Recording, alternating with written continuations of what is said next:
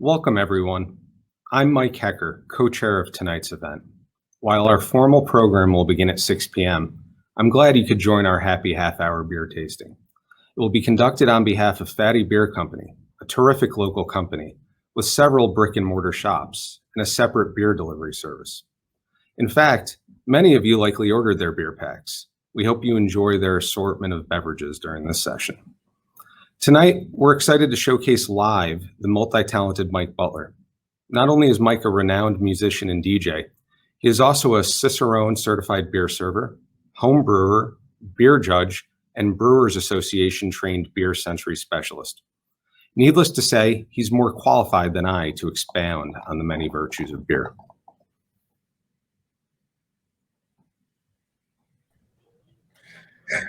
Thank you very much, Mike. Much appreciated, and many thanks to the UB, the UB Alumni Association for having me here on behalf of Fatty Beer. It's an honor and a pleasure. And thank you all who are participating for ordering these beer packs. As you see, there are quite a few samples. We're not going to try to plow through everything right now, so I'm just going to categorize things into 4 main categories. And if we could hit maybe 7 or 8 different samples in the next half hour, that'd be great.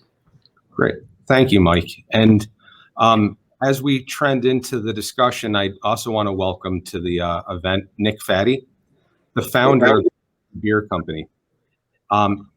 Nick is going to be adding some color to Mike's commentary today. We also appreciate that Nick is joining us as he's getting ready for the opening this weekend of his new Ellicottville location, which I know is going to be a great experience for those who have the opportunity to see it. So thanks again, Nick.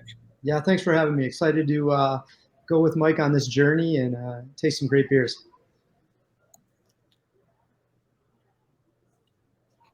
All right. Looks like we have the floor, Nick. All right. First, I'd like to thank you for having such a diverse selection of samples for everyone to choose from. When doing a beer tasting, palate fatigue is a real serious thing if you have too many of one particular style. And the first thing I noticed with this assortment is that it's quite a wide range. We've got the hard seltzers, we've got pilsners, pale ales, IPAs, porters, stouts, a couple different types of sours, and then a couple wild card beers too. So it's really cool to see this wide range, which is very also indicative of the diversity of the current American craft landscape as well. Yeah, tons of beers. New styles coming up all the time, remakes on IPAs. Now you get West Coast IPAs, East Coast IPA, hazy IPA. Mike's going to take us on a journey. So yeah, I think I'm looking forward to it. So let's see where we're going for. What are we going with first? Awesome. Sounds great. So first, I want to start with the lighter style beers, again, to avoid the whole concept of palate fatigue.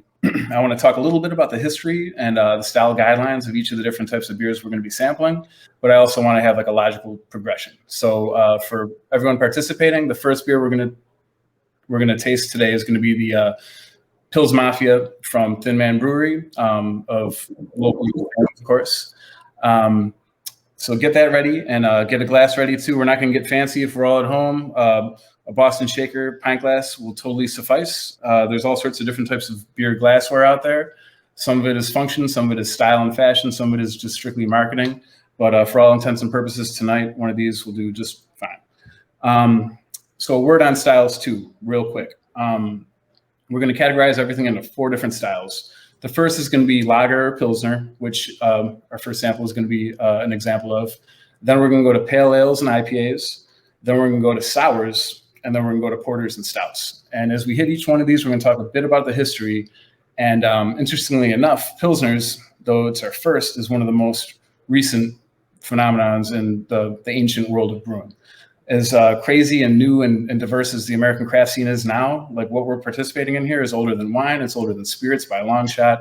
This is truly an ancient human communal act that we're participating in right now by sampling these beers. As long as people have been able to cultivate grains, they've been finding ways to ferment them accidentally or otherwise, and they've been able to use them as intoxicants. As long as people have been baking, cultivating barley, beer has been a part of it. There's evidence going back to ancient China, to 7000 BC, to ancient Mesopotamia, Babylonian antiquity, Latin America, all over the world, and most estimates say at least this goes back 10,000 years. But the Pilsner goes back to the post-industrial revolution scene in Europe. So for thousands of years, beers were all very dark, very sour, actually. And we're going to get to some of those styles later. But in the 19th century, steam power allowed grain to be kilned at a much more delicate temperature. And instead of roasting or smoking grains to set the barley to malt it, you're able to do it at a much lower temperature for a longer period of time with air, and you're able to do much more delicate malting. So the Pilsner is pretty much the product of that, as well as the product of the cultivation of yeast. And yeast wasn't identified as a part of the brewing process specifically until the 19th century, when Louis Pasteur identified it as a single-cell organism that was crucial to the process of brewing beer. So first, we're not going to get too fancy again with the glassware. We're just going to kind of gently tip your glass at a 45-degree angle, and you're going to want to pour it so you're creating a bit of a collar of foam at the top. That's desirable, okay? The foam is where all the CO2 from the beer releases all the aromas that are really going to dictate your sensory experience of the beer. So the first step, we're gonna do a pretty quick 4-step sensory process for each one of these beers too. Sensory panels at breweries can go as high as like 16 or 20 steps to ensure quality, but for all intents and purposes right now, 4 steps is more than adequate. So we're gonna pour that little sample. We're gonna swirl it around in your glass a little bit to volatilize the CO2 to try to release some of those aromas from the beer. And the first step is a visual evaluation of the beer. So just looking at that right there, a Pilsner, a lager, this is very indicative of the style. Nick, what does this look like? What color? Oh, you got the mug. You got the ceramic mug. But if you look down at it looks like a ceramic mug. It looks just like a mug. No. Absolutely. Yeah. Actually, it's the color of your mug. You got by design.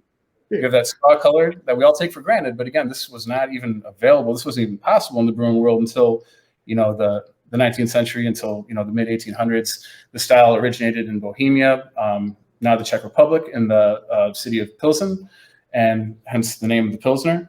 But the raw materials that go into this: malt, barley, malted barley, water, yeast, and hops. That's all that it takes to make this beer.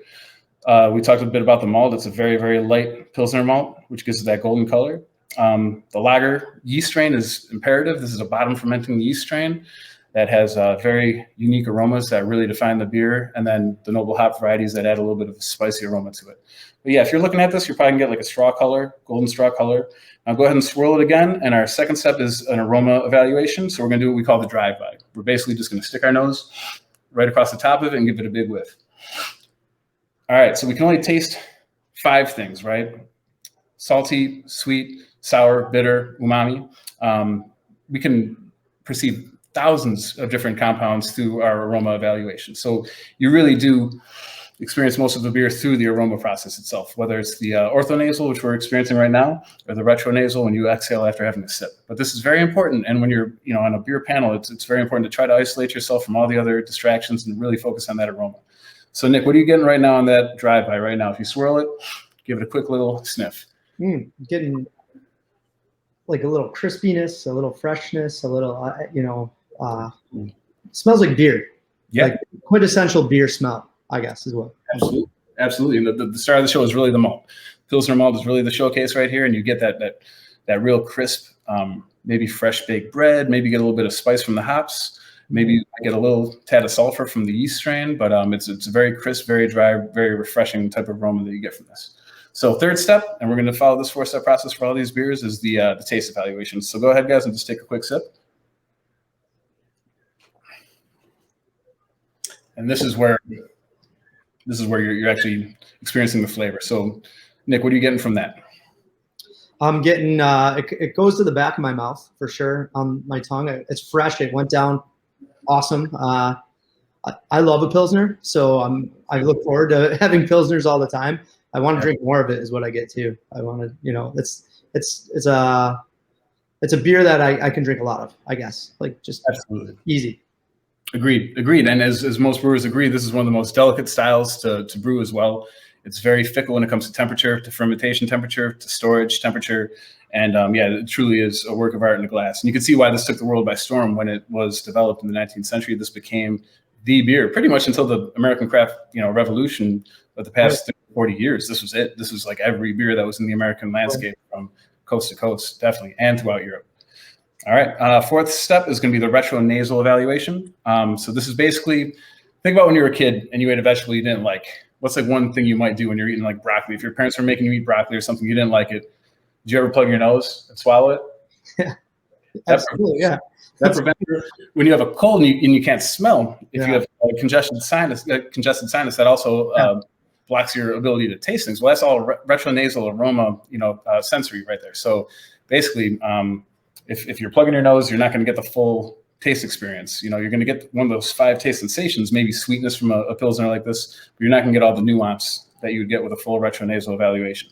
So the last step of our sensory process right here for each beer is we take a sip, and then before you swallow it, and then before you open your mouth again, you just exhale through your nose. All right, so take a sip, swallow, exhale through your nose, and really focus on what you're experiencing. All right. Again, this is something that we do. Wow. We drink beer. We I've don't never think done that before like that. when you focus on it. Yeah, when you actually nose, any different perceptions of the beer? Yeah, absolutely. It felt bigger, like more flavor. I could experience more of the beer. Enhances a lot of what you're experiencing, totally. But that retronasal is really where a beer's flavor really sinks in. Wow. So, and most of my background, again, for those of you in attendance, is in detecting off flavors. This is like the most important part of the process. If you're looking for an off flavor in a beer, it's the retronasal evaluation that can really, really kind of like set your sirens going if there's something that shouldn't be there. If there's a compound that shouldn't be in that beer, this is the part where you're most sensitive to it. Again, when you really try to isolate and focus on the retronasal part of the process. But that being said, we've got a lot more beers to sample. You got a little bit of a background on the Pilsner right there. If you've got another glass, go ahead. And the next one we're going to get into right here is this beautiful summer playlist wheat beer from CBW on Buffalo's west side right here. And this is a real unique combination of styles right here. At first, it kind of reminds me of like a Belgian wheat beer, which is another older technique and recipe, but they do their own spin. German beer was always composed of 4 ingredients: barley, water, yeast, and hops. Even before yeast was identified as a process, you had barley, water, and hops, and that was it. The Reinheitsgebot in the 16th century made it law that you could only brew beer with those ingredients. The Belgians were like, we're going to add some spice. We're going to add some fruit peel. We're going to, let things get weird. So I feel like this beer and a lot of American wheat beers are very much influenced by the Belgian wheat beer, which isn't like, it doesn't go back thousands of years, but it goes back to the earlier 20th century before the American craft revolution. But this is an American wheat beer, presumably brewed with a yeast strain that is an ale yeast strain, and you can get some fruity esters from a yeast like that. But it's lighter in alcohol. You see these all the time in the summer because they're very refreshing. So pour yourself a little sample. Again, 45-degree angle. Try to build a little collar foam at the top, guys, at home, because that's where you're going to get all your aromas. If a bartender ever pours you a beer with absolutely no foam on the top, it's a little suspect. That could be like a little flag. Like maybe their tap system isn't dialed in as beautifully as those at Fatty Beer are always dialed in. Maybe they just didn't pour it properly, and maybe there's too much CO2 in solution when it really should be released at the top of the beer. Just little things to think about. I definitely don't want anyone to be a pain in the rear for their bartender, but just little things to think about, down the road when you're drinking beer. And also, ciders don't have head. Absolutely. So Absolutely. Don't get mad if you get a cider. Yes. No. Very true. The key ingredients, going back to raw materials that create nice color foam, are going to be the hop oils and then the proteins from the malt itself. And neither of those things are involved in the cider making process, so very different. And very good point, Nick. Yeah. All right, so go ahead and give it a swirl. We're going to judge the appearance. So right off the bat, what do you guys see? Nick, what do you see? Is it clear? Is it? It's hazy. You can't even see through it. Those are the ones I like to drink too. Yes. I like so them all though. The product of the addition of unmalted wheat in the grain bill. So malted barley is really there just to create enzymes and fermentable sugar. When you add things like unmalted wheat, then you're getting stuff like mouthfeel, appearance, texture, body, mouthfeel. Those are all important parts of a wheat beer right there. But go ahead, let's give it the quick, we gave it a visual assessment. Let's go to the aroma now. Give it a quick drive-by. Oh, man, right off the bat. What are you getting from this one, Nick? You got wheat. Yeah. You get that. Yep, you get that sweetness, that citrusiness. And that citrus can come from the grain. It could also come from the hops. It could also come from different editions. This one has an orange peel edition in it, so you really smell it right up front. Again, about 80% of what we perceive as flavor is really dictated by aroma perception. So next, we'll take a small sip. Wow, mouthfeel right off the bat. A wheat beer, again, you've got a different body, you got a smoother mouthfeel. What are you getting from this one, Nick? I think that one's more on the front. I taste it more, front of my tongue area, and I like it. I get that my tongue feel it all around, and it's good. I love wheat beers. Especially on a day like today. Today's a wheat beer day. Absolutely. We're in the peak wheat beer season right now. Absolutely. Lager, Pilsner, wheat beers are perfect for these types of days, these summer days. Last little part of the process, we'll give it that really conscious, focused retronasal evaluation real quick. Again, you swallow, and then you exhale very deliberately through your nose. And yeah, I'm getting a more pronounced orange citrus type of experience from it right now. Absolutely.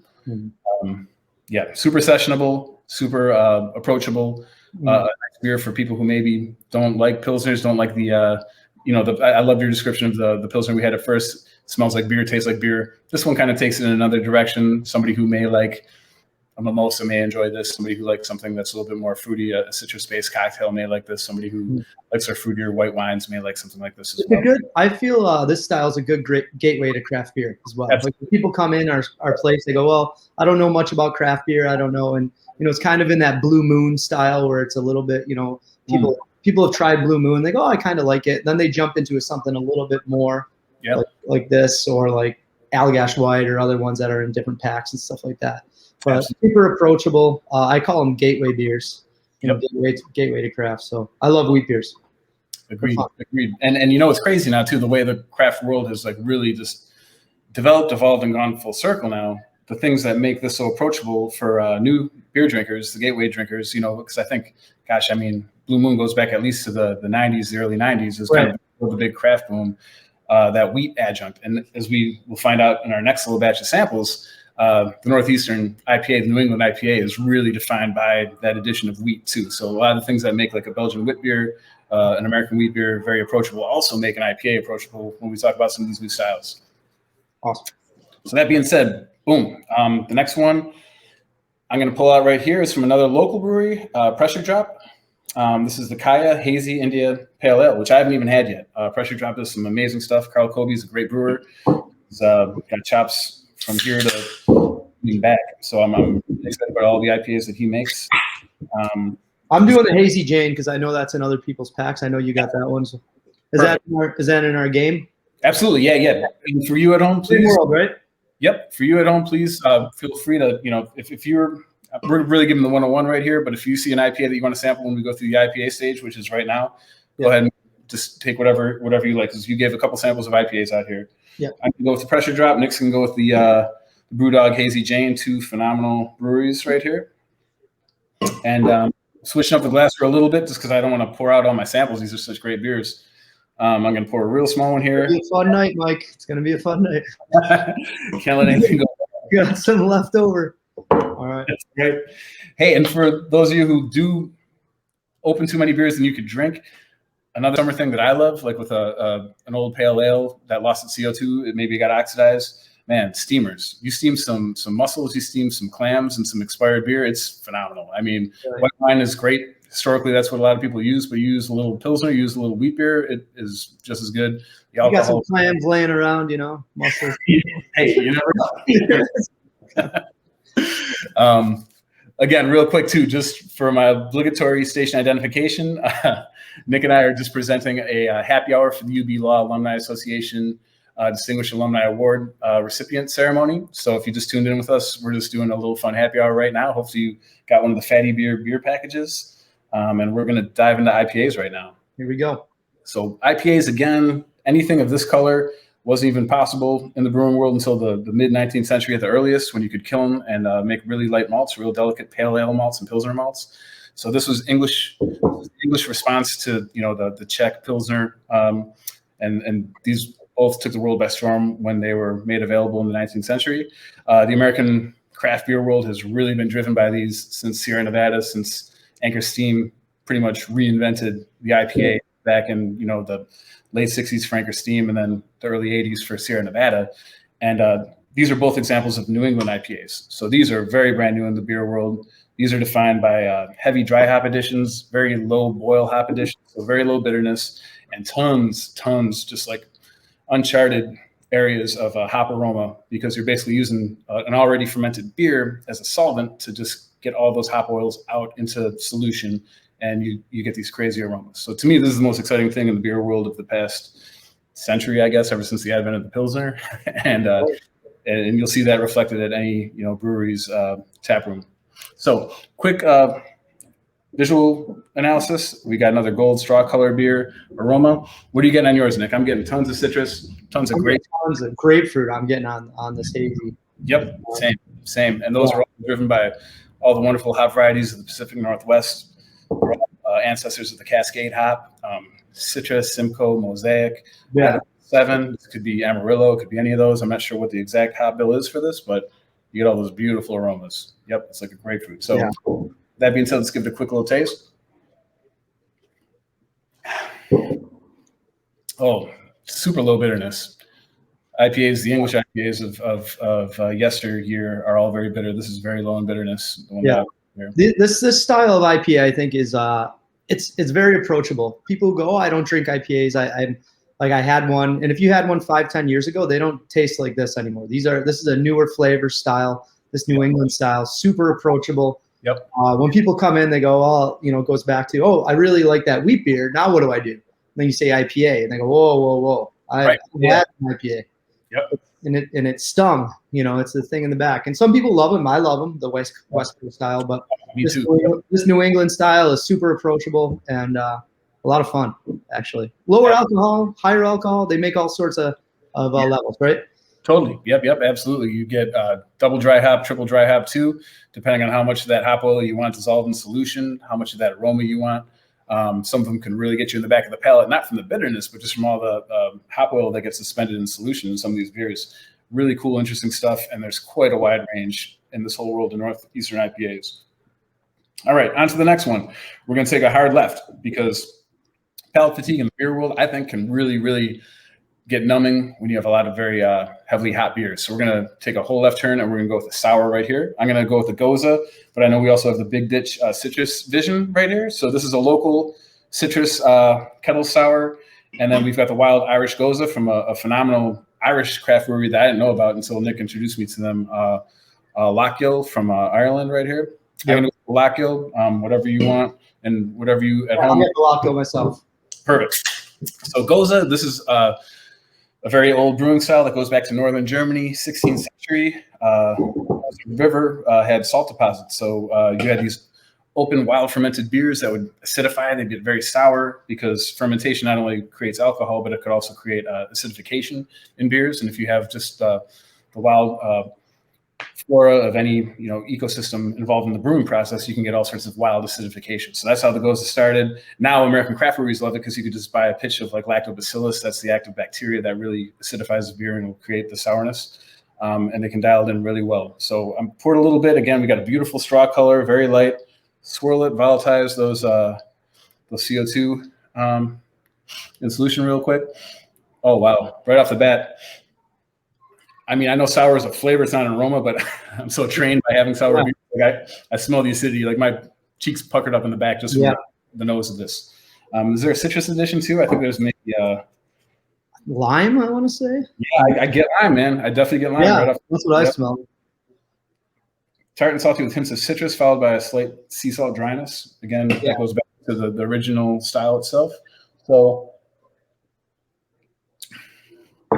yeah, salt can be hard to detect because it's also a flavor enhancer. You know what I mean? Like sugar and salt just kind of make other flavors pop more. But I actually get the saltiness from this one. They don't hold back. Lots of salt on this one. You've ever had the Dogfish? It tastes a little bit like what's the Dogfish sour that they have? The Quench. It's a little bit like Quench, like that sea salt. And props to Dogfish Head too for really getting weird with brewing styles. I feel like they were really the precursor to a lot of the big American craft movement the past 5-6 years. They were trying some weird styles. Sea Quench is a great one. They took a Goza and then really amped it up a little bit with lime, with a lot of sea salt. I see we're getting close on time, so I'm going to try to hit at least 2 more. The next category is porters and stouts, which is an older English style, but also goes back to the early 19th century, before the advent of pale ales and pilsners. Every beer was dark. Every beer was sour and or dark for thousands of years, basically. And porters became one of the first styles to use heavy hop additions as opposed to gruit, a combination of different herbs and things to offset the sweetness of whatever fermentable sugar you used from your grain. So porters were some of the first bitter beers, bitter because of the roasted malt that could add bitterness, just like a coffee can have a lot of inherent bitterness, and also because of the heavy hop additions. But this is the direct precursor to pale ale. Now I'm having the Black Rock 1812 porter right here from Steelbound, which is an Elkaville brewery that, again, I didn't know about till going to Fatty right here. They're actually our neighbor in Elkaville. Our new location opening up in a couple days. Steelbound's right next door. Great friends of ours. That's awesome. Doing big things. Steelbound. Elkaville's got deep roots, man, and U.S. craft culture. I mean, EBC was one of the first ones that I knew about. EBC, Flying Bison, we're the only 2 shows in town for quite a while. And I know there's an EBC connection with Southern Tier, and then they kind of proliferated from there. Exactly. Obviously, we've got a whole different color evaluation with this one. This is dark as night right here. And again, this is what all beers were like before we had the luxury of being able to kiln malts and really get those really light, delicate types of pale ale malts and pilsner malts. These things were roasted and preserved with direct heat or through smoking or through roasting, caramelizing in one way or another. And this is a very, very dark porter right here. Getting some coffee aromas on the first. Sweet, yeah, coffee for sure. Little chocolate. Totally. Little bit. And that could be just from the grain bill itself. It could be from additions. I'm going to dive in for a taste real quick. Yeah, that's a porter. It's good. Yep, get a little bit of bitterness. Kind of sweet too. That's a porter stout difference, right? A little bit more sweetness in a porter. Totally. And for those of you who want to try a porter right now, the single cut porter, I would recommend. Stouts are basically, they were derived from porters. A stout porter would have been an adjective for a darker, sweeter, richer porter. Originally, Guinness Extra Stout was an extra stout porter, and then they just dropped porter, and stout became the style itself. But for those of you who want to try this is a chocolate milk stout, which is another phenomenon of the American craft revival renaissance, using a little milk sugar to smooth it out and a little chocolate. But the last one, I see we have 2 minutes left, so I really want to try this wild card right here. If you're down, Nick. Oh yeah. This is one that I learned about. 8%. We're ending on an 8%er. I love it. Yep. This is one we got to finish. And honestly, with the palate fatigue, this shouldn't be a problem because this is just in a world all of its own. Yep. Mike, if you want to join us for this one, this is the Fool's Gold Imperial Peanut Butter Hefeweizen. Which I like the idea of Fool's Gold. Wild. Do we have a little time to give it a quick little sensory analysis here, Mike? This is definitely one of a kind right here. Whatever you had before will not inhibit your ability to perceive all the crazy wild flavors from this one. Woo! Right off the bat. Yeah. Peanut butter. I'm getting banana. I'm getting banana too. Yeah. Those Hefeweizen yeast esters have this like real distinct, I think it's the isoamyl acetate, this like compound that makes your brain think banana, and then you get peanut butter. And Hefeweizens were traditionally very, very low in alcohol. This is like an 8%er. This is an Imperial. This is a complete anomaly. It was wild. These guys made it work really, really incredibly well. This is one of the beers that people come to our place and go, what's different? And even if you've drinking tons of beers, this is something that's wild. So I think we're getting close, right, Mike? Yep. I think that's about I just want to thank Mike. Thank you for having us. Mike Butler will wrap it up, but thanks for working with us. And a little shout out to my brother, Chris Fatty, who's a UB Law alumni. I don't know if he's on right now. It probably is, but there's my shout out to Chris. So. Great. Well, Nick, I want to really thank you and Mike for taking the time and joining us today. It was a fantastic experience. I can honestly say that on behalf of everyone attending. So our formal program is now about to begin. It's going to how our alumni, our law school, and our students. So thank you. Thank you, guys. Thank you. Appreciate it.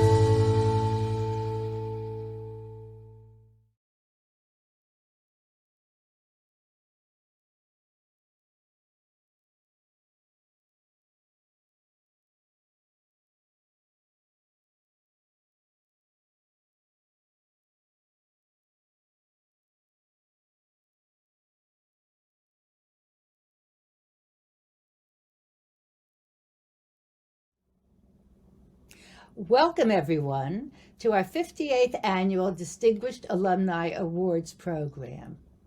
The response for tonight's event has been extraordinary, and alumni and friends are logging in from all over the country.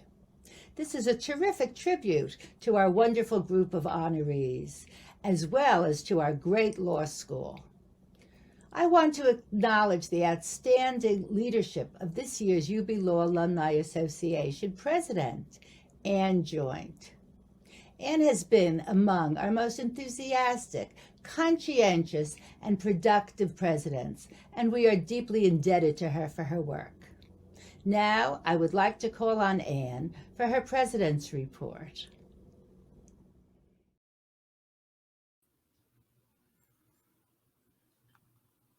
Good evening, everyone.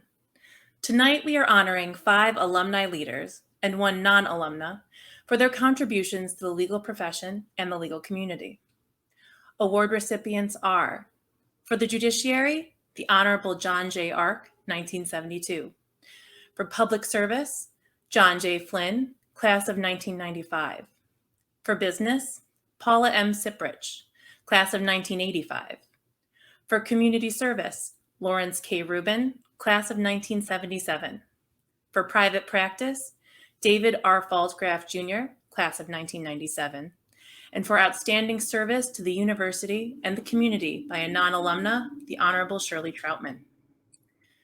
Before we celebrate the achievements of these extraordinary members of our legal community, I want to offer a brief overview of what the Law Alumni Association has accomplished in the past year. To put it mildly, 2020 was a year of extremes. In the blink of an eye, we all found ourselves on unsure footing and struggled to find balance while simultaneously supporting our families and communities through a variety of challenges. Through it all, our Alumni Association board has stepped up to meet the unique challenges we faced this year, and I could not be prouder of the work that we have done together. As an alumni association, it is important that we engage and participate in the greater conversations that are happening around us. This year, it was a board imperative of ours, as a result of all that was occurring in our world, to focus our efforts on social justice and racial equity, and helping to facilitate the many very overdue conversations that are just starting to take place on a larger scale, specifically focusing on diversity in our profession. We focused our programming on awareness building and discussing how to broaden and diversify the path to law school, how to identify and address the implicit and explicit biases faced by people of color, and ways that we can work to diversify our profession. As we all know, these issues are multifaceted, and while our work alone cannot hope to offer a simple solution to a complex problem, it is our hope that in engaging in these conversations and mindfully altering our actions, that we can be part of growing a more diverse profession and legal community. We have had a very busy year as an alumni association, but I want to share just a few things that we have accomplished. We established a social justice and racial equity committee focused on programming relating to these topics. We conducted the first ever board diversity training entitled How to Build an Anti-Racist Culture, led by Professor Tolu Odunsi, and invited our past presidents and our Gold Group board members to attend, along with other members of our legal community. We followed that with a program led by Paulette Brown, the first woman of color to serve as president of the American Bar Association, on hiring and retaining lawyers of color. Subsequently, Professor John Eason, a distinguished visiting scholar for the Center of Diversity Innovation, spoke to us about the racial underpinnings of mass incarcerations. Our own Law Alumni Association past president, the Honorable Lenora Foote Beavers, presented a CLE on implicit bias. Months later, we had a separate CLE focusing more specifically on implicit bias in the jury selection process, led by Christine Farrow, our Commissioner of Jurors in Erie County, along with Law Alumni Association past president, the Honorable E. Jeanette Ogden, incoming Law Alumni Association board members Robert Ross Fogg and Holly Tucker, the Honorable Elizabeth A. Wolford, and Professor Anthony O'Rourke, Director of the Advocacy Institute.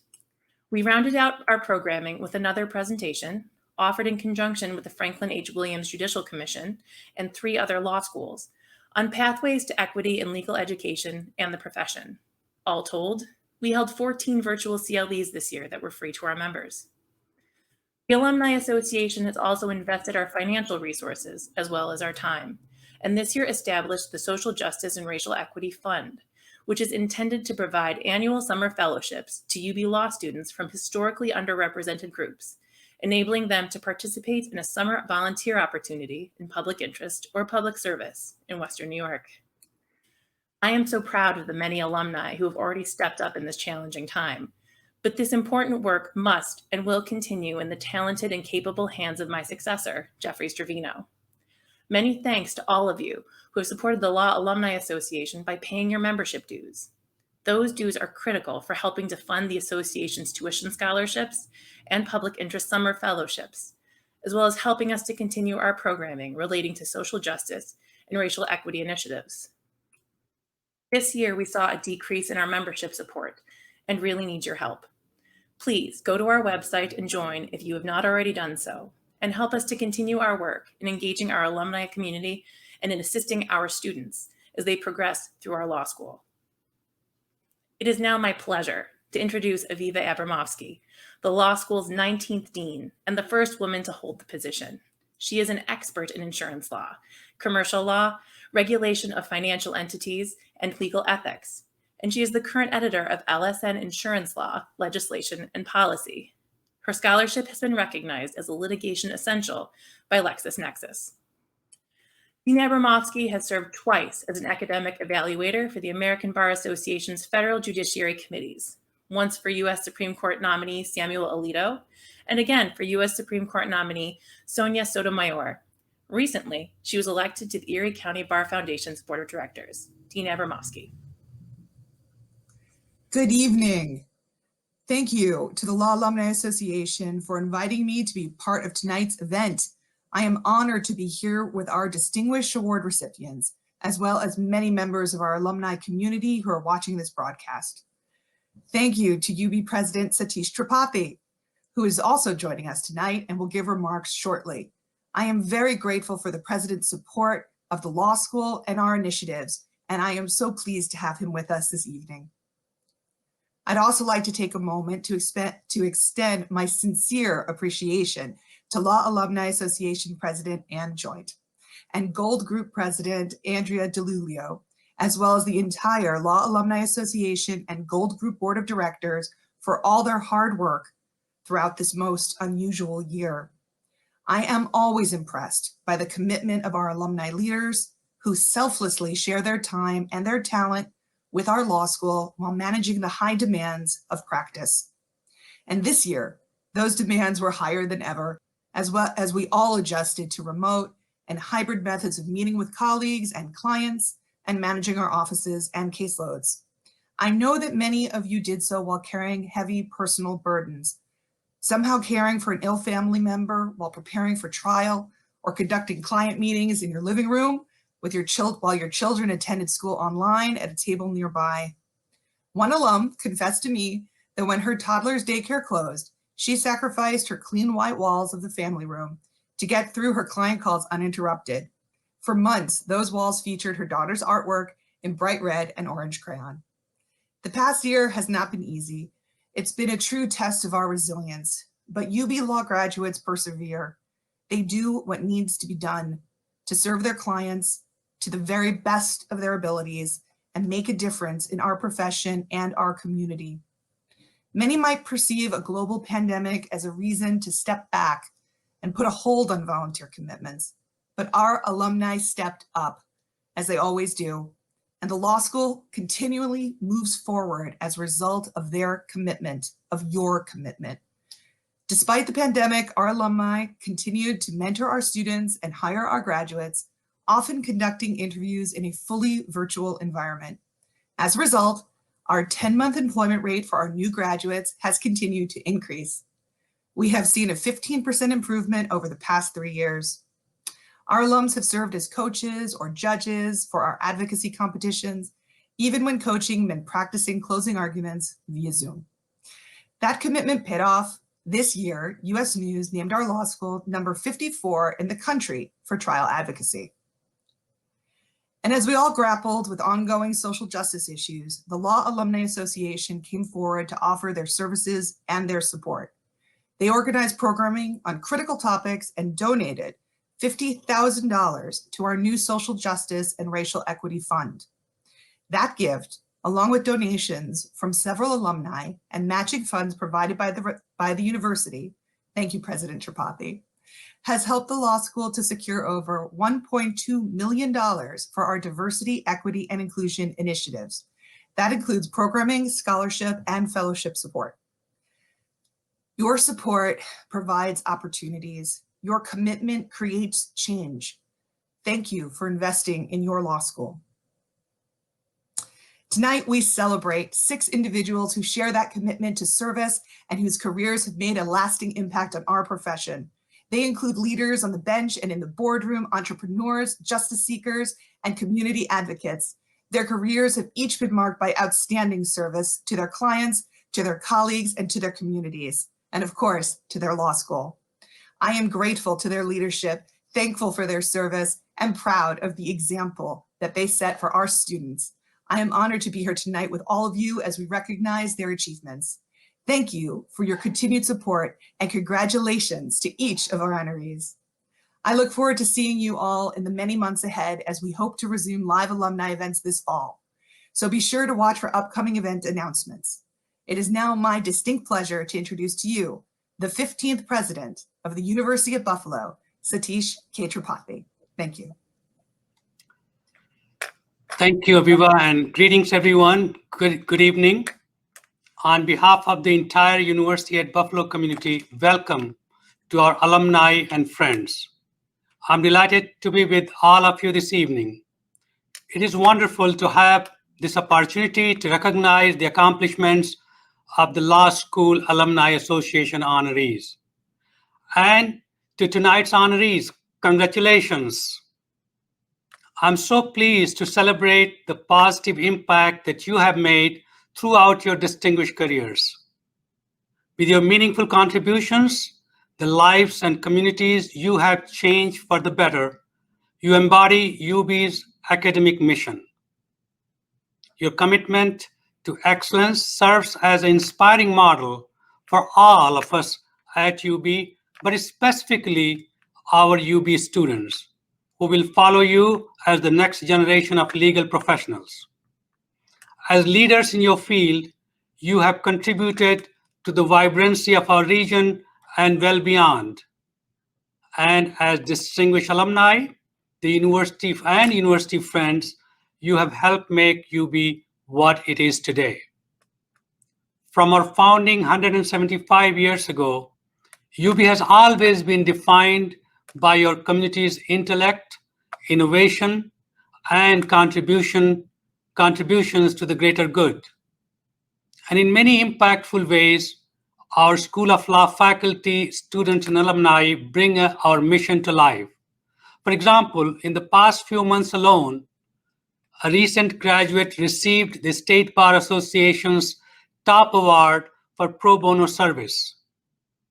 A faculty member received a prestigious Fulbright Award to study the role of administrative agencies in democracy. And a law student was one of only 28 nationwide named to this year's cohort of Next Generation Leaders by the American Constitution Society. We greatly appreciate the important role that our School of Law students, faculty, staff, alumni, and friends play in making UB the great public research university that it is. Congratulations again to all of tonight's honorees on this much-deserved recognition, and my heartfelt thanks on behalf of a truly grateful university community for all that you do to advance UB's mission and vision of excellence.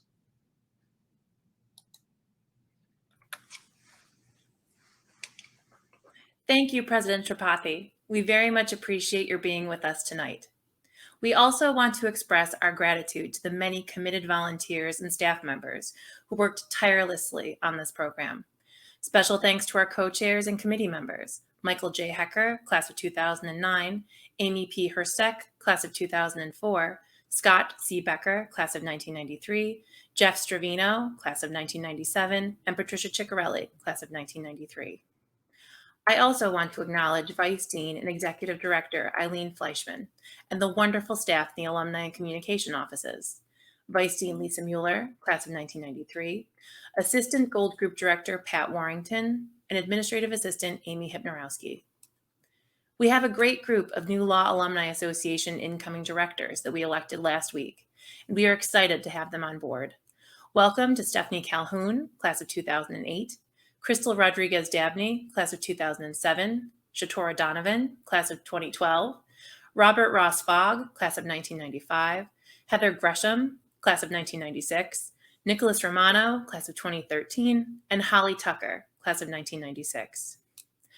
New Gold Group incoming directors for the 2021 to 2022 year are Mohammed Tasbir Akbar Alam, class of 2020, Earl K. Cantwell III, class of 2014, Natalia Marte, class of 2020, Todd J. Potter Jr., class of 2015, and Lisa M. Zaganino, class of 2019.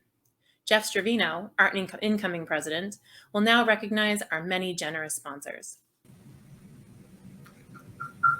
The Law Alumni Association gratefully acknowledges our many underwriters. Proceeds will provide our law students with fellowships and our members with the numerous social, educational, and networking alumni programs that are organized throughout the year in Western New York and in our various regional chapter locations. Thank you for your support. And now, our presenting sponsors, who we're very fortunate to have support our organization and all that we do. Hodgson Russ, Rupp Boz Falsgraf Cunningham,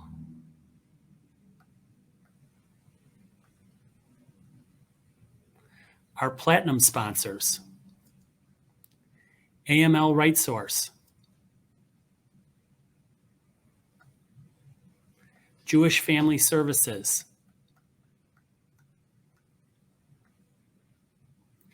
Lipsitz, Pontario, and Comerford,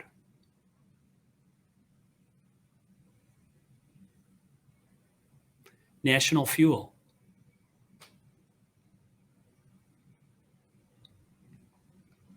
our gold sponsors, Bonchenik and King, Gibson, McCaskill, and Crosby, and M&T Bank. Our silver sponsors, the Bar Association of Erie County, Barclay Damon, the Dolce Firm, Feldman Kiefer, Friedman and Radzenhofer, Harris Beach, Kavanoki Cook, Lipsitz Green, Chimay and Cambria, Nixon Peabody, Rich Products, the UB Alumni Association, and Woods Oviatt Gilman. We also would like to thank our bronze sponsors, Berardi Immigration Law, the Buffalo Jewish Federation, Cannon, Heyman, and Weiss, Colligan Law, the Coppola Firm, Council Press, Duke, Holtzman, Photiadis, and Gressens, Harder, Seacrest, and Emery, Hurwitz and Fine, Legal Med, William Matar, the Minority Bar Association of Western New York, Paramount Precision Resolution, Personius Melber, Phillips Lytle, Schnitter Ciccarelli Mills, and the Women's Bar Association of the State of New York, Western New York chapter. Thank you again to our sponsors. We now want to share with you a few brief video messages from some of our presenting and platinum sponsors.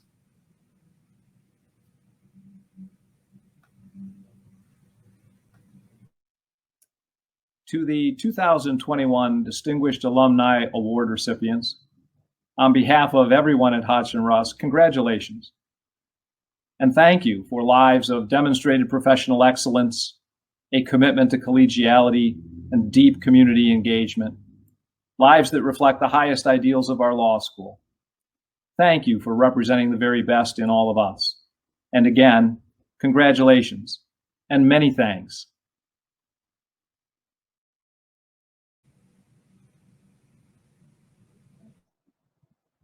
Hello, everybody. I'm truly honored to be giving this congratulatory message to all the honorees and especially our firm's leader, David Falsgraf, who's accomplished so much in 21 years.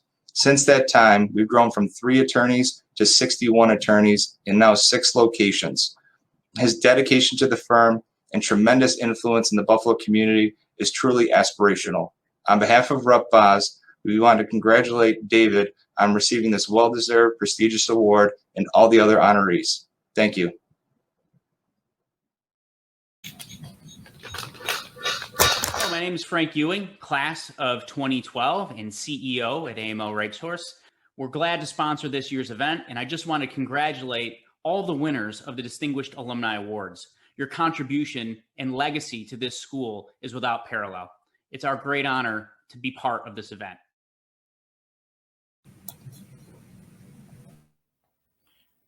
Along with everything else Larry Rubin has done locally, as my predecessor as chairman of the Board of Jewish Family Services, Larry has been an invaluable resource and advisor. Through Larry's guidance as chairman, JFS excelled and grew as a social services agency, relocating refugees to Western New York, running an internationally regarded center for the survivors of torture, and providing extensive mental health programs. Larry, on behalf of all your friends at JFS, congratulations on this well-deserved honor, and JFS also wants to congratulate all of the other honorees.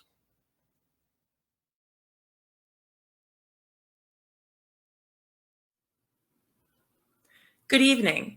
I'm so pleased to be able to offer congratulations from Lipsitz, Pontario, and Comerford to our esteemed honorees this evening. Each of you represent the very best that our profession and our law school has to offer and inspire us all. I hope that each of you enjoy the evening and this well-deserved recognition. Congratulations.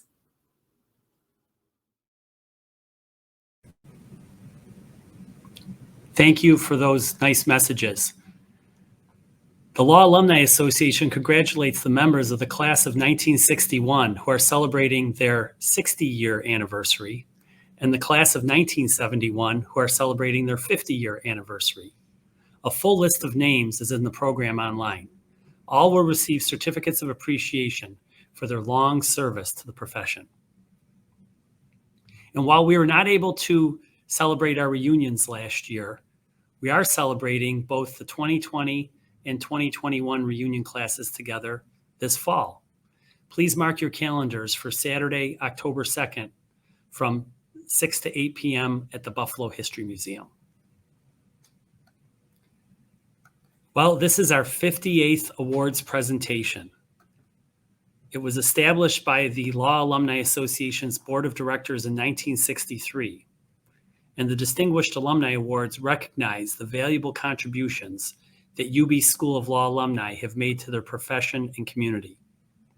In our program booklet, we have provided you with a lengthy list of our previous recipients, many of whose names you will recognize as pillars of the legal community. Stories from our law school's history have become part of a treasure trove of information that has fortunately been compiled in an extensive oral history project initiated in 2000. The project, funded by Lauren D. Racklin of blessed memory, has recorded alumni, faculty members, and others with close ties to the law school, preserving their voices for posterity and digitally indexing their words to provide easy access for historians, researchers, and others. All 6 of our honorees have been interviewed as part of the Oral History Project, and tonight we will feature a clip from each of their interviews as part of the awards presentation. Our event co-chair, Michael Hecker, and our past president, Scott Becker, will now co-present the awards.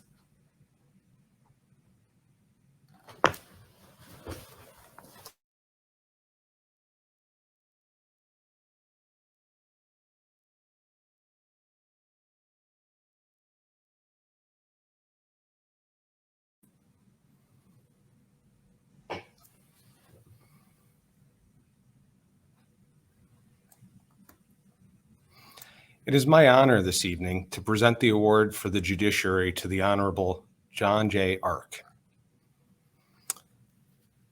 Recipients of the Judiciary Award should be knowledgeable in the law and diligent and skillful in conducting research, efficient and diligent in the disposition of cases, considerate of time and courteous towards attorneys, litigants, jurors, and court personnel, open-minded, honest, and conscientious.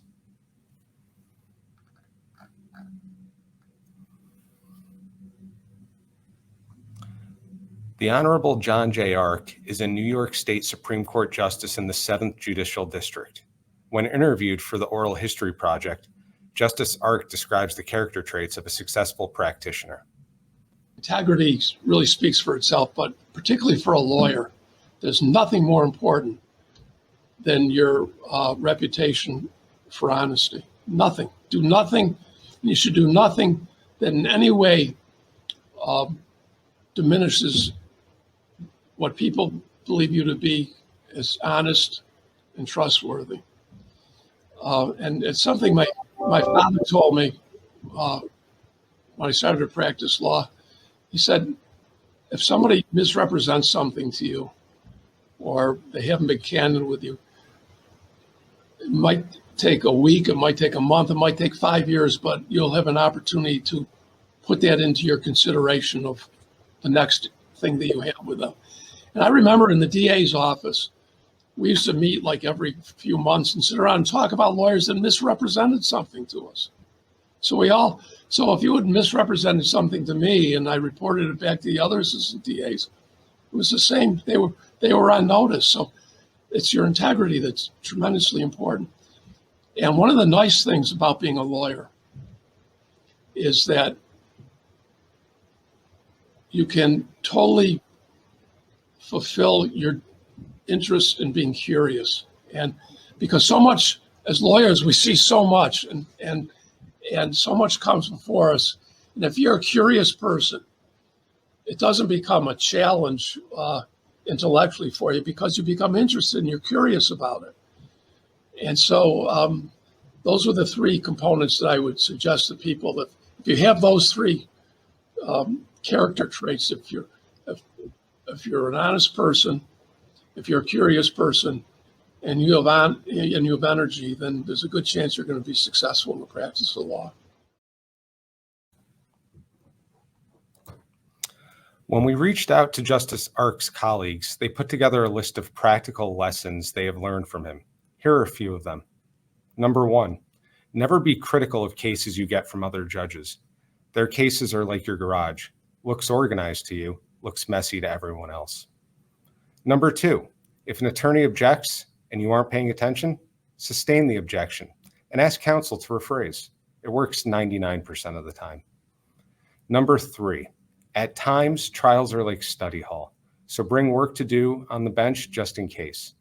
And in a more serious vein, number 4, never let a person leave your courtroom with less dignity than when they walked in. Above all, treat everyone with respect. That is the kind of hard-won wisdom that elevates him in the eyes of his colleagues on the state Supreme Court in Rochester. Is the kind of thing new judges might learn in a crash course. Stay humble, take your time, think deeply, and keep your priorities straight. And it is a measure of his success on the bench that Justice Ark has lived out those principles with such consistency and commitment. John has always been one of those judges who would take on my assignments I gave him, says Justice Craig Duren, the 7th District's administrative judge. Often the cases that come in are complex, or they may be high-profile cases involving prominent situations and individuals in the community. He was always the go-to judge, and he always rose to the occasion. Justice Ark became the in-house expert on election law issues, taking those highly charged cases when other judges had to disqualify themselves. And he has been known for his ability to make the wheels of justice run smoothly, even in the face of enormous caseloads. Mike Pontario, who is no stranger to toxic tort cases, says the judge took on a glut of several hundred childhood lead poisoning cases, grouped them according to the plaintiff's insurers, then negotiated agreements that cleared the whole backlog. He was able to organize and streamline those cases and get them resolved to everybody's satisfaction, Ontario says. He really is a brilliant jurist. Just a pleasure to be in front of. The Ark family has a long history in the law in Rochester. The justice's father, Jacob Ark, also served in the state Supreme Court. Now Justice Ark's son, named Jacob after his grandfather, is an assistant district attorney in Monroe County, the same office where his grandfather and father started their law careers. The man has the patience of a saint, Jacob Ark says. Whenever you're in a conversation with him, he's listening to every single word you're saying. Some people listen to respond. He wants to understand. You can't do what he does without being able to understand what everyone is trying to get across. And a sense of humor never hurts. Justice Ark lived at home as an adult with his parents for many years, and he has frequently shared this story.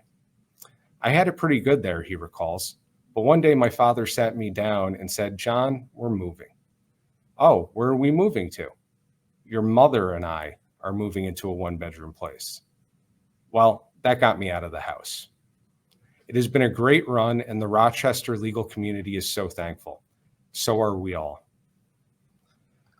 For his conscientious and diligent performance in the judiciary, we are proud to present this Distinguished Alumni Award to the Honorable John J. Ark. Here are his brief pre-recorded thank you remarks.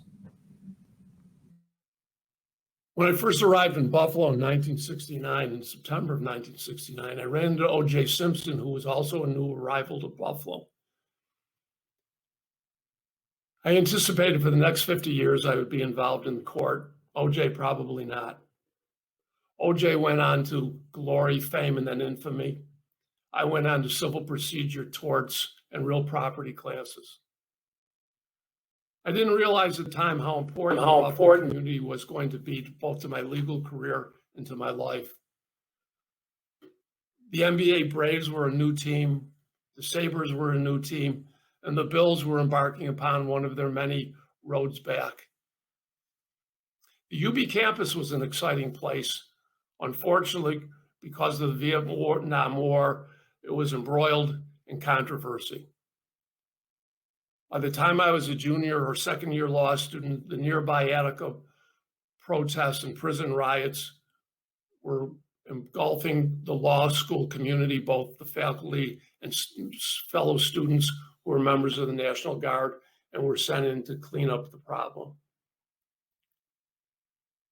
Certainly, law school familiarizes all of us as students and prepares us for the law. However, after 6 years of higher education, it was my participation in the Buffalo Law Review that taught me critical analysis and how to write. But more importantly, my enthusiasm for legal writing evolved, which became essential to effective adjudication. Buffalo, Rochester, and Syracuse have become a regional community in which the Buffalo Law School is the most integral part. In 1994, several UB Law graduates, including our county executive, our district attorney, and some fellow judges, were honored for our commitment to the community. And that's exactly what a law school should be, whether in law, business, or government, an incubator of community leadership. Thank you, UB Law School Alumni Association, for this Distinguished Alumni Award.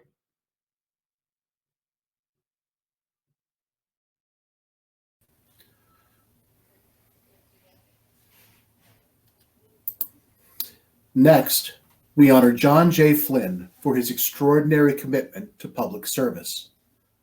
Recipients of this award should be courteous, knowledgeable, and skilled in their fields of public service. They should enjoy the respect and admiration of members of the public and the bar, and give their time and assistance to members of the public and the profession, and devote more energy, time, and diligence to their callings than has been required by the terms of their employment, and possess reputations for integrity and conscientiousness. John Flynn was elected Erie County District Attorney in 2017. In his oral history interview, he spoke of the love that he has for his role serving his community. I am privileged, obviously, each and every day to come into this office and to sit in this chair. I am privileged, and I don't take it lightly, that the residents of Erie County, the population of the community that I live in, elected me and hired me to do this job. And so I do not take that lightly, and I honor that. And I am privileged by the population, society, our friends, our neighbors. They're trusting me to do this job. So I am fortunate to have this job. I am honored to have this job. And I love doing this job.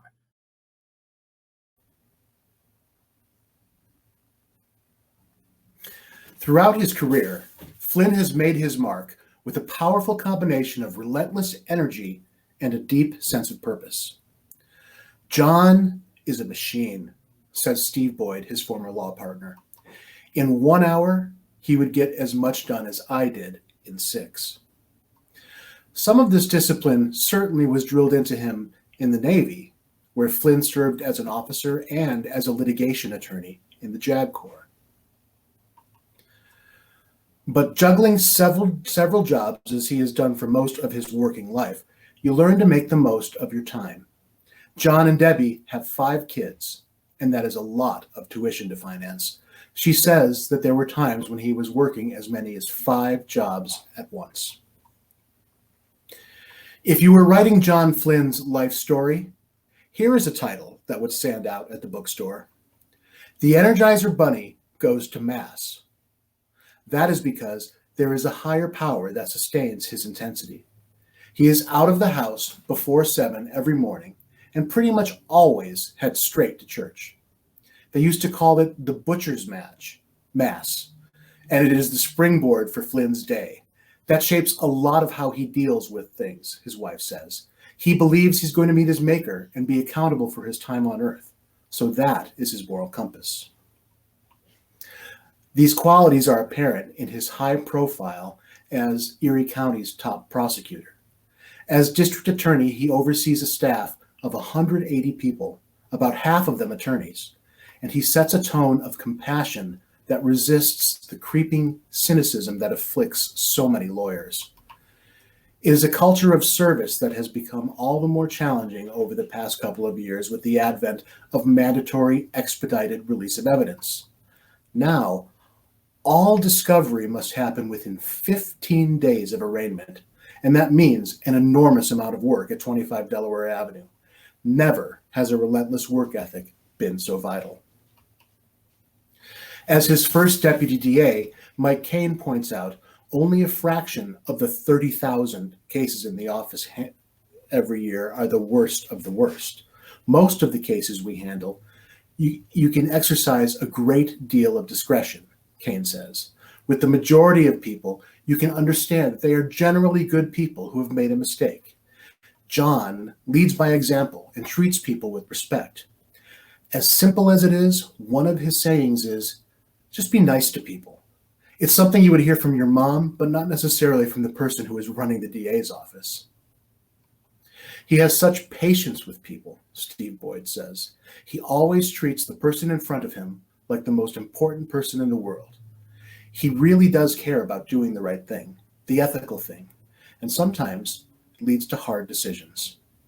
And isn't that the animating principle of the whole system, that justice will prevail?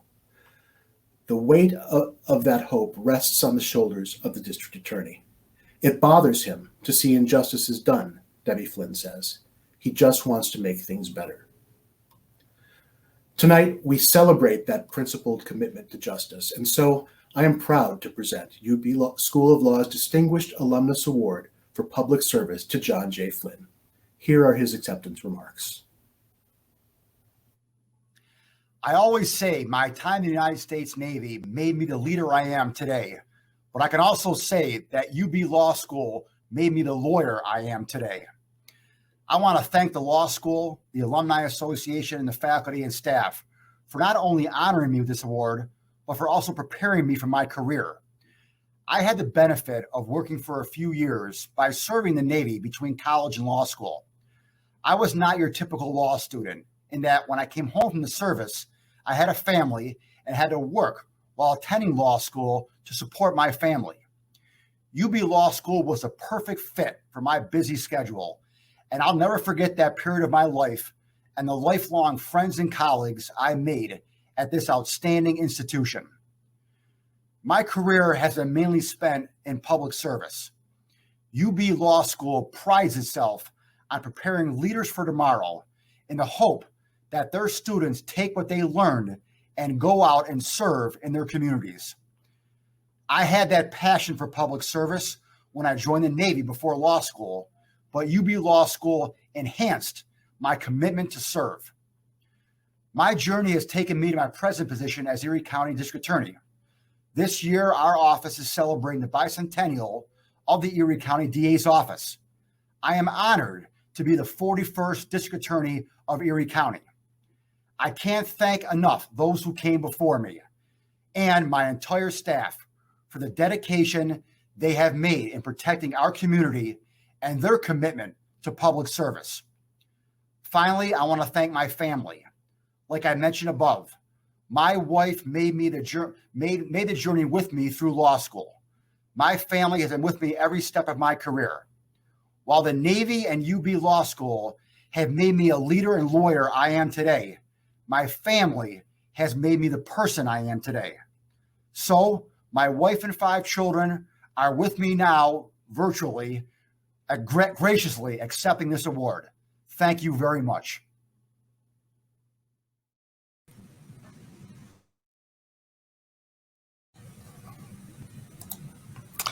David R. Palsgraf Jr. is this year's recipient of our award for excellence in private practice. Recipients of the Private Practice Award should have the respect of fellow practitioners, and they should enhance the image of the profession.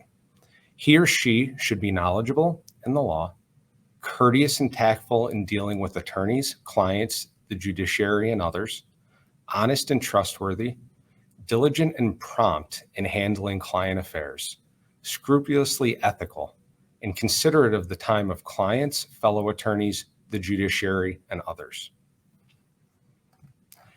During his oral history interview, David shared his immense pride in being part of the legal profession.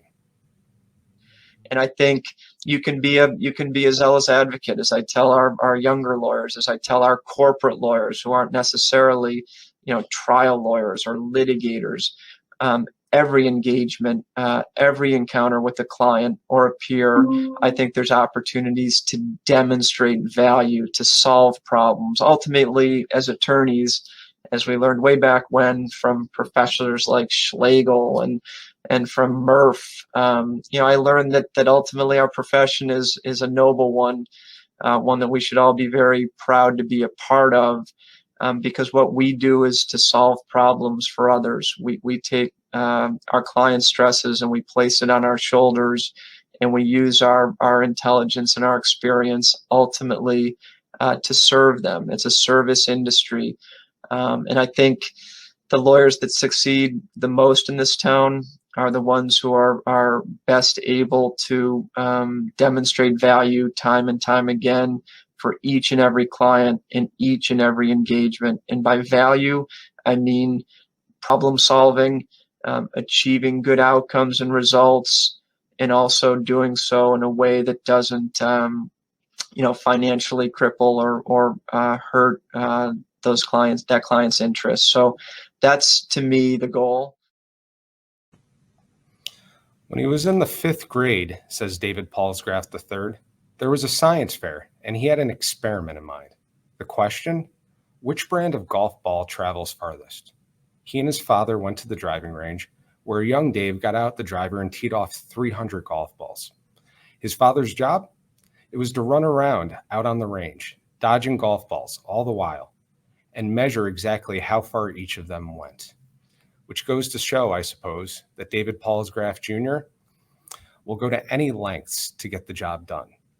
Titleist, by the way, was the winning ball. It's that kind of commitment that has powered one of the Buffalo legal community's success stories.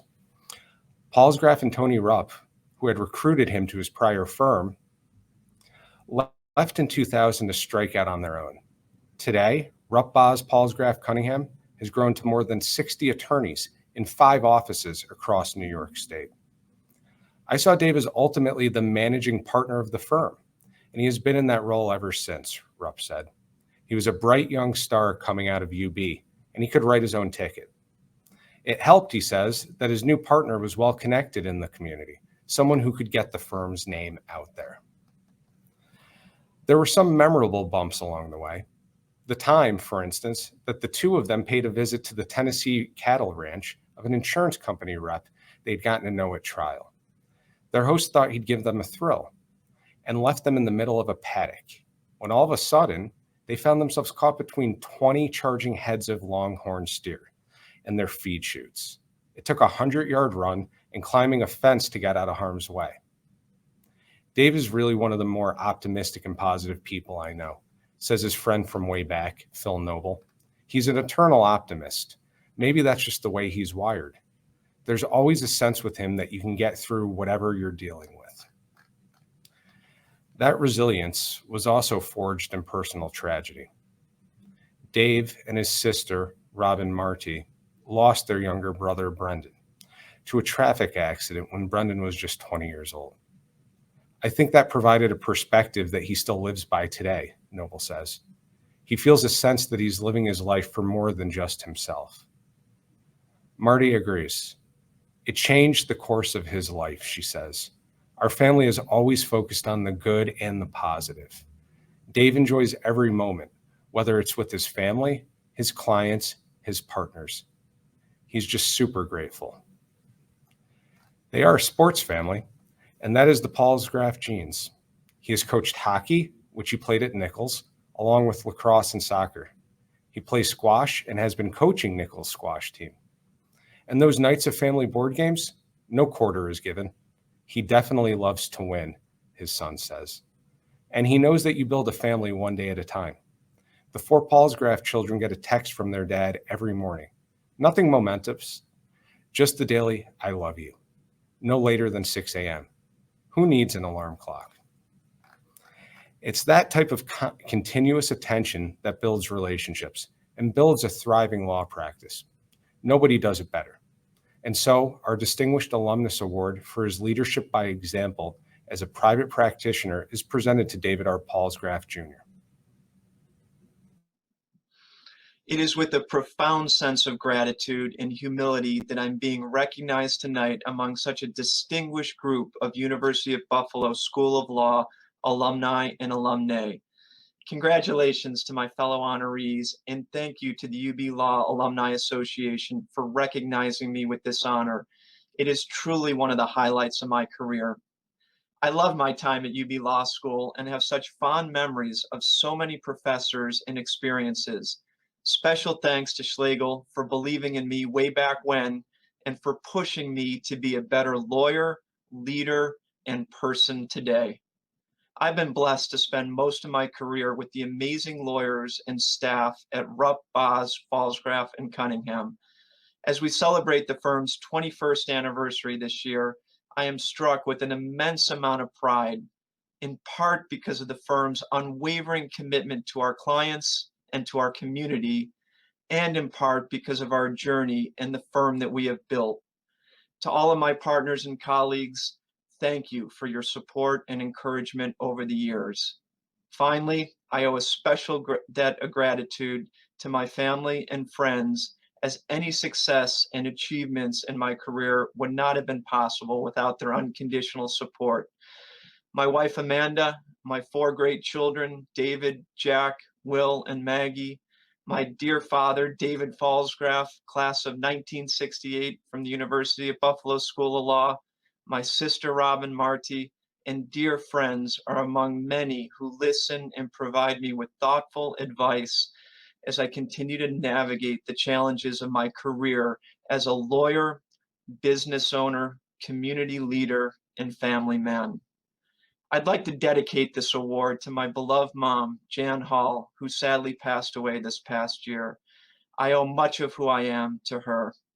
Thank you again for this wonderful honor.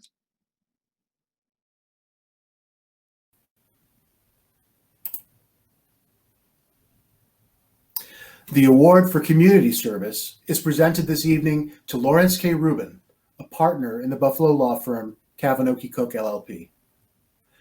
Recipients of the Community Service Award should enjoy the respect and admiration of fellow practitioners and members of the public and enhance the image and reputation of the profession. They should also demonstrate devoted service in granting their time and assistance to charitable and/or community organizations. In his oral interview, Larry spoke about the close relationship between the practice of law and service to your community. Law is about justice, and justice is about community. They go together. I remember when I would sit up in the boardroom of Jewish Family Service, and I'd look at the plaques on the walls, and 4 of them were people who are partners here at this law firm. People, I think, who get involved in the law, at least a lot of people I know, are doing it they're not doing it because they just want to make money, but I think that there's something, whether it's at the surface or just below the surface, where they understand that that issues about justice and equality and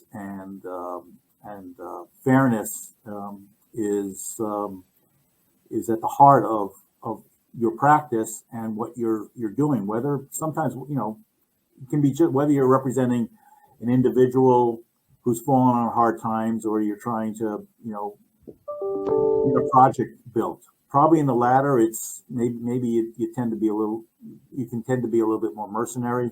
But I think, at least in my training, the idea of trying to accomplish something on a fair basis has certainly been instilled in me as part of what the law is all about. If you have ever been to Florence, Italy, you know the streetscape can be confusing. Larry and his wife, Deborah Chernoff, were there with their friends, Mark and Lori Crichton, and they found themselves searching for the Duomo, the beautiful Renaissance cathedral. As Crichton tells it, like anyone who colors inside the lines, I pulled out my phone and began consulting Google Maps. But Larry was not willing to trust Google, and he wrestled open the gigantic street map that he had stuffed into his back pocket. After a few seconds, he determined that we were way off course. I said, "Larry, it's Google." Of course, Larry was right. Since then, if it's a contest between Larry and Google, I know who I'm trusting. Whether you are an individual or an organization, sometimes it is hard to know the way forward. And when that happens, you should keep Larry Rubin on speed dial. Larry's extraordinarily brainy, out-of-the-box, problem-solving abilities are plain for all to see, says Crichton, who was the executive director of Temple Beth Zion when Rubin was Temple president. But it's that rare combination of intelligence, creativity, compassion, and humanity, coupled with his dogged confidence in his own judgment, that sets him apart. The beauty of Larry is that he's just an extraordinarily decent human being, says his friend and law partner, John Gardner. I can't overstate that. He's always the guy in the room that's going to figure out how to solve the problem. It almost doesn't matter what the problem is or who is in the room. He's the one who's going to come up with the answer. That is a valuable commodity in the nonprofit world, and Rubin has leveraged it for the greatest good. The list of his pro bono clients is extensive, from Theater of Youth to the Colored Musicians Club, to the Underground Railroad Heritage Commission in Niagara Falls. So many organizations that do good in the community have turned to him for advice and leadership, particularly Jewish Family Services of Western New York. He is extremely dedicated to preserving and facilitating Jewish culture and Jewish values throughout the community, says Rubin's friend, Blaine Schwartz. That is a huge thing for him, and he passes along what he has learned about how to make the gears turn. He was a tremendous mentor to me, says Schwartz, who followed Rubin on the board as president. One lasting accomplishment has been the creation of Buffalo Place, the city's downtown business core, back in the Ed Brukowski, Jimmy Griffin days. Rubin and Deborah Chernoff were involved from the start. She says the project was kind of fun. What I especially loved about it, she says, as in every project, there's always different people who want different things.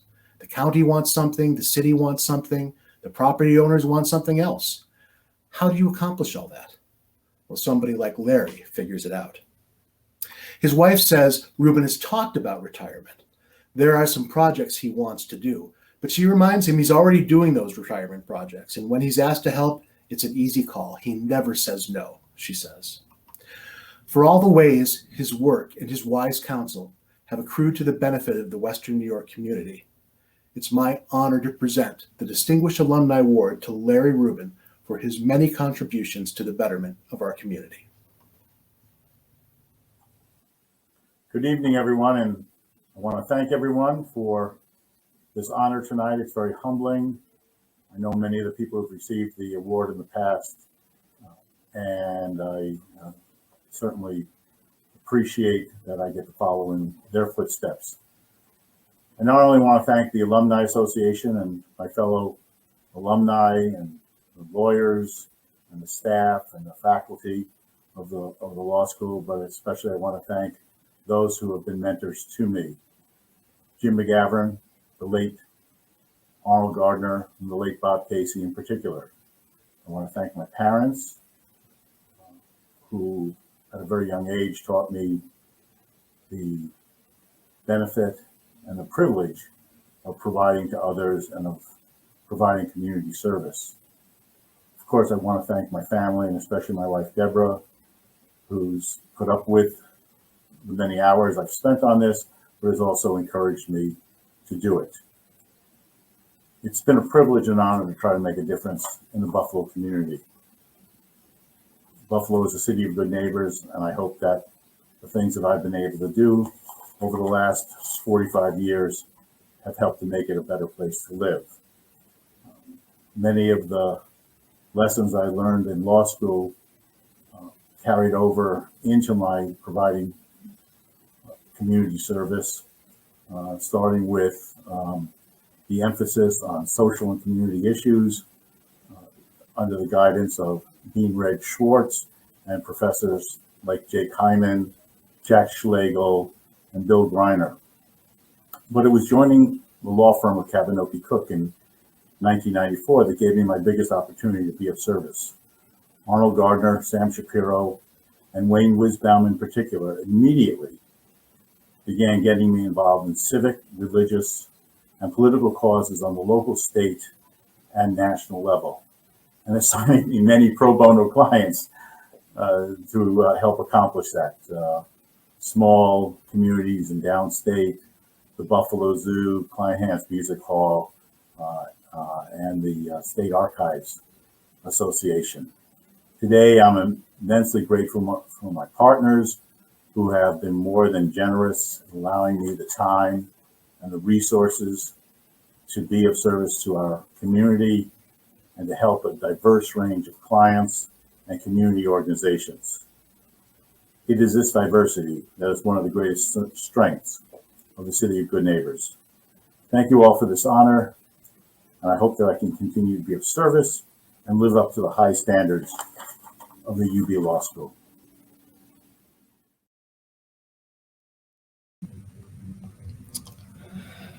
The award for business achievement is presented this evening to Paula M. Siprich, the recently retired Senior Vice President and General Counsel of National Fuel. Recipients of the Business Achievement Award should demonstrate strong leadership skills in business and/or corporate legal affairs. They should be knowledgeable in dealing with attorneys and business persons, courteous and tactful, honest and trustworthy, diligent and prompt in the handling of business and corporate legal matters. They should enhance the image of their business or that of their corporate legal profession. When interviewed, Paula spoke about what she perceives as the benefits of the practice of law. I think a lot of the benefit of law isn't because you work in a specific area of law or have a specific understanding of a regulation. I think it's the interpersonal nature of the practice and the fact that you're solving issues, you're solving problems in some way. And by doing that, you can be exposed to just incredible people and people from diverse backgrounds, and they improve your life, basically. It just improves the way you perceive the world and your involvement in your community. And I really think that's something that law brings. And I say that having worked with people, you know, in a company who were engineers, who were accountants, and who stayed in a discipline for a long period of time.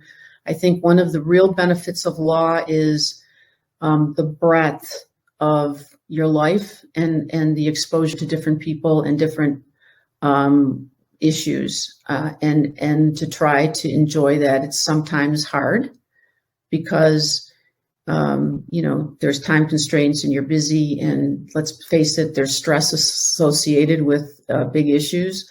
But looking back on it, I'm glad I did what I did. I'm glad I went to UB Law School, and I think that it's hard for me to imagine having had a better career than the one I had, and I owe a lot to the law school for that. They do not make careers anymore like the one Paula Siprich has had. In an era where professionals often jump ship as readily as changing shirts, Siprich built her life's work in one place. From 1988 until her retirement last year, she grew her career through a series of high-profile roles at National Fuel. Those roles included serving as the utility's general counsel for 15 years and as a senior vice president for 5. Beyond her corporate legal work, she took on all sorts of business-specific efforts, managing investor relations, for example, and government affairs, and the company's customer service function. That versatility is not something you learn in law school. It is a talent you bring to the job, and then you pour your heart and soul into it. She's really a lifelong learner, says Chris Whiteman, who learned the ropes from Siprich as a student intern in her office. It's that willingness to take the time to learn new things that has made a difference throughout her career. Corporate governance, regulatory topics. She's not someone who shies away from doing what needs to be done. It is a quality that was evident from the beginning of her time at UB School of Law. Paula is the type of person who instills confidence, says her classmate Mary Breen, who sat next to Siprich on the first day of orientation. They've been friends ever since. She's very smart. You could see that from the start, Breen says. One of the things that has always struck me about Paula is she never checks her common sense at the door. In a corporate setting, that serves you very well. You're not just applying principles, you have to have a common sense approach to applying the law and helping your clients. Not to mention a certain bravado in the face of danger. Breen says that in high school, she and Siprich would ride horses at a place where they rented them for $6 an hour. No guide, no insurance, no questions asked. They let total novices take unpredictable animals out on the property with no supervision, Breen says. We had some frightening moments, but it was great fun, even though the horses were as stubborn as could be. Paula was totally confident. Just keep kicking him. Do this, do that. She talked me through it. Sarah Mughal, who's now general counsel at National Fuel, worked for Siprich for a long time, and she admires the way that her boss could pivot on a dime. Interrupt an intense piece of work, for example, to prioritize her 2 daughters' special moments, the school play, the holiday musical. How do you turn your brain off and do that, she says. Paula has always been a ferocious supporter and protector of young women and their opportunities. But not everyone understands the intensity and focus it takes in the practice of law in a corporate setting. Mughal tells of the day when they decided they should both learn how to snowboard. They went down to Hollymont, hired an instructor, a young guy who did his best, but they spent more time falling and sprawled out on the snow than up on the board. At one point, Mughal says, he looked at us in exasperation and said, "Be loose. You've got to loosen up." We were 2 high-strung corporate lawyers. We just didn't know how to loosen up. That intensity has served National Fuel and its customers well. It is my pleasure to present the Distinguished Alumna Award for her exemplary performance in business to Paula M. Siprich. I'd like to thank UB for letting me have a fulfilling career, both as a lawyer and in business. I was fortunate to be at UB because I was a math major and I was used to looking at the world in terms of a simple answer. And what UB Law did for me is it helped me to shift my perspective.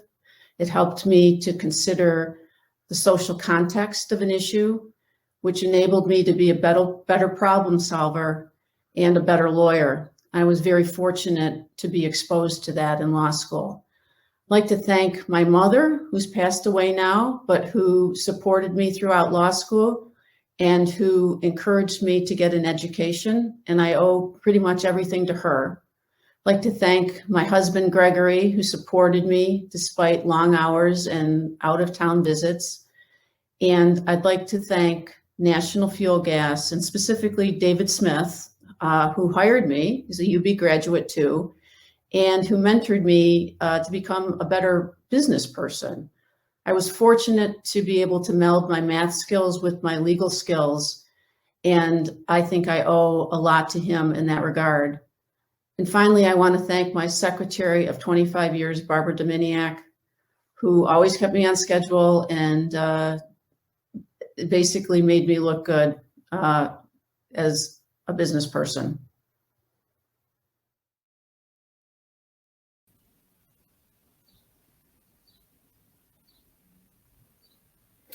Tonight, we present our non-alumna award to the Honorable Shirley Troutman, Associate Justice of the New York State Supreme Court Appellate Division, 4th Department. Recipients of the award for service by a non-alumnus or alumna should demonstrate strong leadership skills and be highly respected by their fellow practitioners. They should also demonstrate devoted service in granting their time and assistance to the School of Law and the community. In her oral history interview, Justice Troutman discusses what motivates her to contribute her time and talent to the community. The thing about Justice Marshall, even though he's been dead now for a number of years, he has a legacy that continues to live on.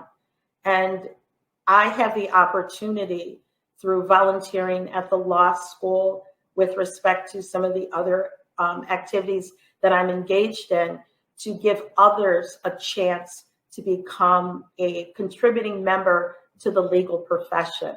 And I think that is a wonderful thing. And so that's why I do what I do.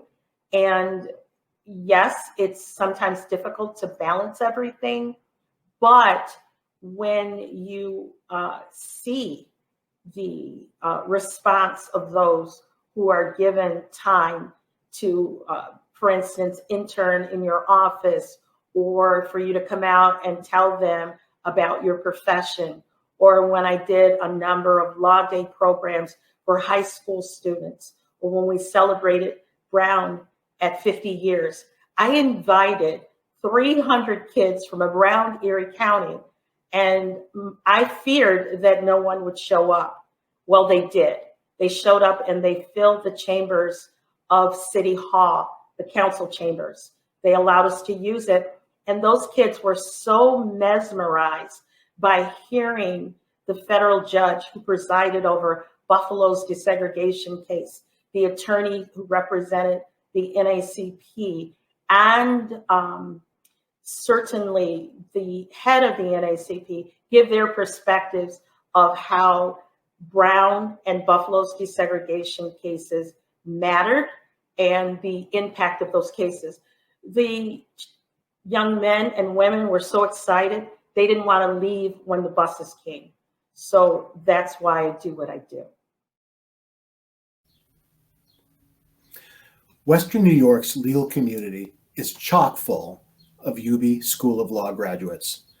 It is a UB Law kind of town, which means that Justice Shirley Troutman, with her Albany Law School degree, had to work all the harder to build her professional network. But I think she's done pretty well, hasn't she? A former prosecutor in the state and federal courts, she sat on the bench in Buffalo City Court and Erie County Court before ascending to the state Supreme Court, and now, of course, the Supreme Court's Appellate Division. Talent always rises to the top. It is also true that Justice Troutman has built her career under the harsh scrutiny of a society that hasn't always recognized strength in diversity. She feels that she has to do her absolute best because if she does not, another person of color might not get that opportunity, says her friend and colleague on the Supreme Court, Justice E. Jeanette Ogden. She really takes that to heart. She feels like she carries a whole group of people on her shoulders. In making that a reality, she can be tough on herself. Justice Ogden recalls that when they were both in the DA's office, Justice Troutman was having terrible morning sickness with her pregnancy. She would go into the bathroom and throw up, then wash her face and go right back into the courtroom. Justice Ogden said to her, "They will let you take a day off, you know." And the response was always, no, I have to do this. She is such a hard worker, says Justice Ogden. You can see that at the UB Arena, where the justice is a regular when her husband, Ken Turner, referees Bulls basketball games. Nobody roots for the ref, except, of course, for his spouse. So there she is in the bleachers, one eye on the game and the other eye on an appellate brief. The work never stops. But with all that an appellate judge must manage, Justice Troutman has taken on a major role in improving the administration of justice throughout New York State. As co-chair of the Franklin H. Williams Judicial Commission, she is actively involved in that group's efforts to make the state's judicial system truly reflect our diversity. That includes working to expand diversity initiatives for the judiciary, court staffs, and juries. She's a great advocate for ensuring that the courts are just in addressing concerns of racial bias and discrimination, says Mary Lynn Nicholas Brewster, the Commission's executive director. She's constantly thinking, constantly trying to figure out ways in which we can improve the system. She will call me at all hours to say, "I have a great idea." The wheels are always turning. Also, Brewster points out, Justice Troutman represents the interests of upstate New Yorkers, which sometimes differ from downstate. One example, of the 30 Asian American judges in the New York State courts, only 2 serve outside the New York City metro area. It is that kind of discrepancy that the Commission tries to ameliorate. Besides all the work, Justice Troutman takes a genuine interest in people of all sorts. Fran Litro says that they have traveled together to New York City for meetings, booking rooms at the Warwick Hotel in Midtown Manhattan. They would go there year after year, and when they arrived, the staff would flock to the judge. She would know them all by name and would ask them about their kids. You can't fake that kind of connection. Despite having graduated elsewhere, we consider her to be an honorary alumna, and so it is my privilege to present our award for outstanding service to the university and the community by a non-alumna to the Honorable Shirley Troutman. Today, I'm honored to receive the Non-Alumni Award. As a proud mother, I do want you to know that although I'm not an alum, my daughter, Lauren Ashley Howard, is a member of the class of 2013. My involvement with the University of Buffalo School of Law began in 1994, when Charles Doherty recruited me to teach trial technique. I can truly say that my years of teaching at the law school made me a better lawyer and judge. Throughout the years, I've also had the honor of participating in many programs at the law school, which demonstrated its commitment to prepare their students to emerge from their educational journey prepared to become principled and contributing members of the legal community. In addition, in my current role as co-chair of the Franklin H. Williams Judicial Commission, I'm honored to be able to continue working with the law school in a collaborative way that extends beyond the boundaries of Western New York to improve pathways to equity in legal education and the profession. The current atmosphere in our country has provided an opportunity for those in the legal profession to use their voice to bring about racial and social justice. And I hope that each of you will seize the opportunity because in the words of Theodore Roosevelt, justice consists not in being neutral between right and wrong, but in finding out the right and upholding it wherever found against the wrong. Thank you.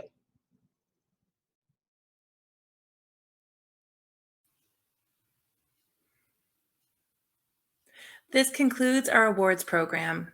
All of our honorees represent the very best of our law school, and we are especially proud to honor them. Congratulations to each of them, and thank you to everyone who joined us this evening.